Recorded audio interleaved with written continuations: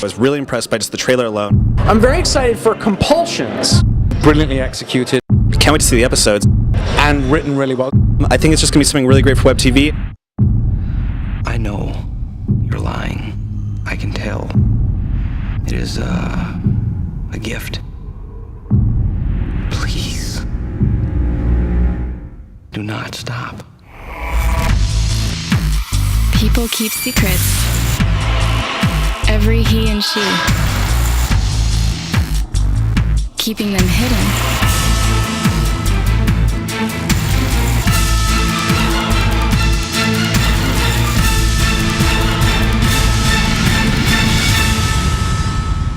For all but none to see.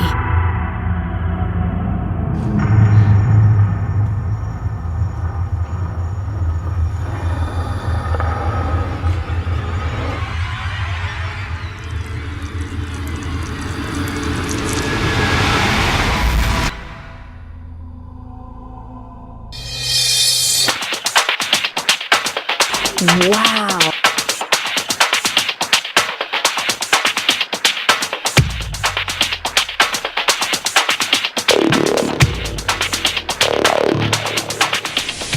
So, first things first, we just saw the first 4 episodes of Compulsions.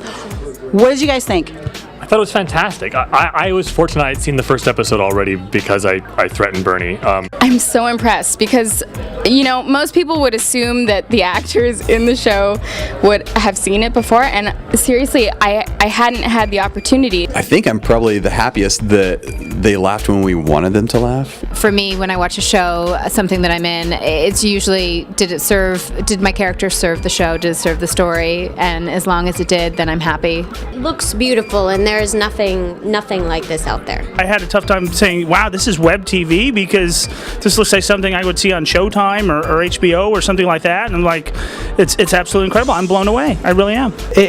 There's nothing like it from a creative standpoint. I mean, that is what you want, to get a packed house where we had here to watch your piece.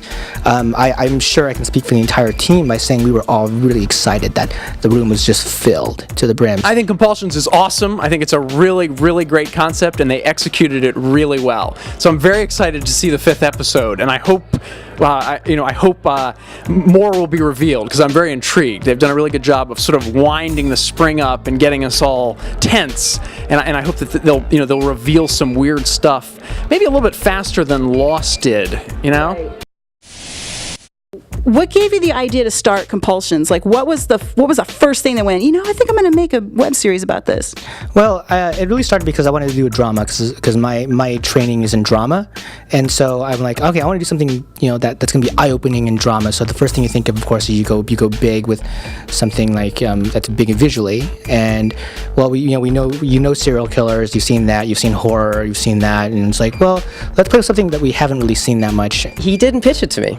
He just sent me the script and said, I want to do a web series, and I want to see what you think of this. And he emailed it to me, and that was it. So I had no idea what I was going to read. We started with Craig Frank's character, Mark Sandler, who's a sadist, and it's like, okay, he's going to torture people, right? But we got to give him a reason to torture people, because if he just tortures them, no one's going to like him, And so we kind of put in this layer. It's like, okay, he's torturing because he just obligated to. It's his compulsion, and from there it spawned off. It's like, well, maybe we can try other types of characters that have these kind of dark edges, and started playing with those ideas. So it really started with that character first, and the story just kind of branched out to the other 2 as well. And I think it makes it a full series, not just a one-note show. Compulsions is a drama thriller somewhat in the vein of Dexter. Our lead character is not a serial killer because we know it's going online, but he's pretty bad. Knowing Craig and knowing the kind of stuff that we all know him for, which is mostly like lighthearted comedy or sci-fi comedy, was it a stretch for him at the beginning? Was there any apprehension, or was it just like boom? Well, the thing here is that Craig and I have been friends for 10 years, so a lot of people don't know that, and so for me, it's like I've worked with Craig before in other works that you can probably search on the internet for in drama, and Craig himself I knew was a drama actor first. I was not surprised, because I think to be really, really good at comedy, you just have to be a really good actor. I don't think that you can be a good comedian and not be a good actor. actor. So the fact that he gets this role to showcase that is, I think, amazing for him. And we really searched hard to make sure that we had the right person for the right role.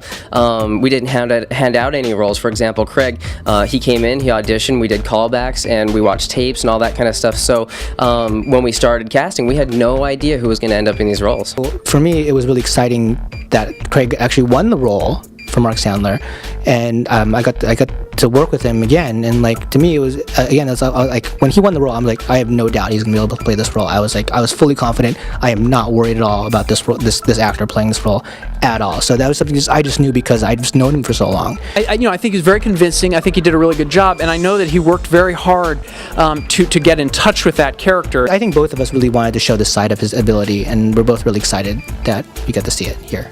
I know that one of the things he tries to do is spend the entire evening posturing the way the character would. He's going to be the new Denzel Washington. It doesn't lessen his comedic stuff at all. In fact, I think it even makes it more amazing that he is able to do so many things. He's not going to see this, is he? Because I don't want it to go to his head. I got notes for my original audition. I'm not going to say who gave them to me, but I didn't read them because I knew that if I read them, I was going to go into the audition and do it the way that I got notes, and then doing it the way the director wanted it, and I wanted to do it true to form, what I felt was true to form.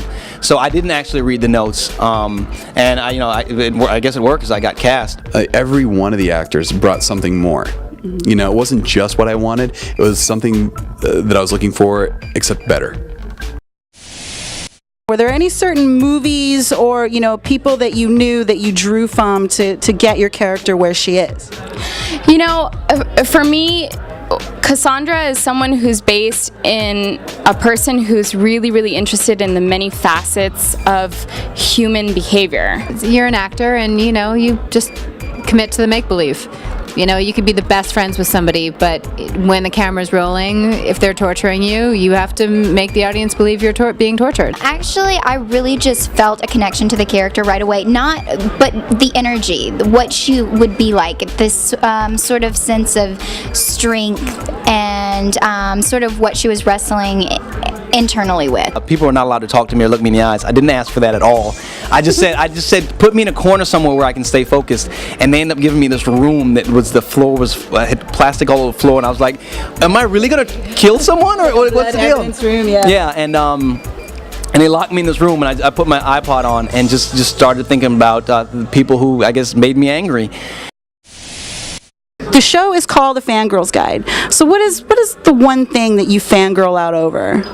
Fangirl out over. I'm not at all a fangirl in any sense of the word. I'm actually an Aliens guy. Like, I really love the Alien saga. American cinema of the 70s. I watch reality TV. I am a fanboy of stuff.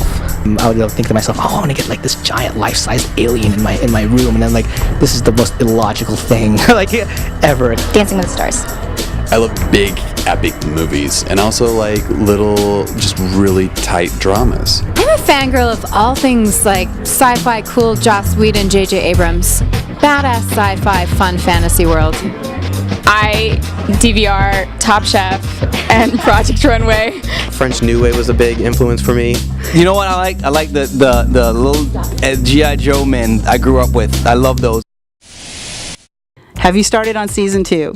Well, to be honest, the original layout for this season was a 14 episode layout, and we just didn't have the budget to shoot all 14. So we cut it in half and added an episode to make it an even 8.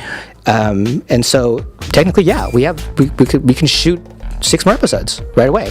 I think now it all depends on like, well, what's the rollout for the next block? This I'm going to come in and give us enough money to say like, oh, we want to do 10. We want you to do 10 more. We want you to do 20 more. We want you to do 4 more. It's like, oh, okay, well, whatever you want, just let me know what that number is, and I'll make a story, and it'll continue to be the quality show that this is. Hey, I'm Taryn O'Neill. Hey, and I'm in love with Taryn O'Neill. I'm Craig Frank, and you're watching Fangirl's Guide to stuff that is all fangirls. And awesome. Watch Compulsions.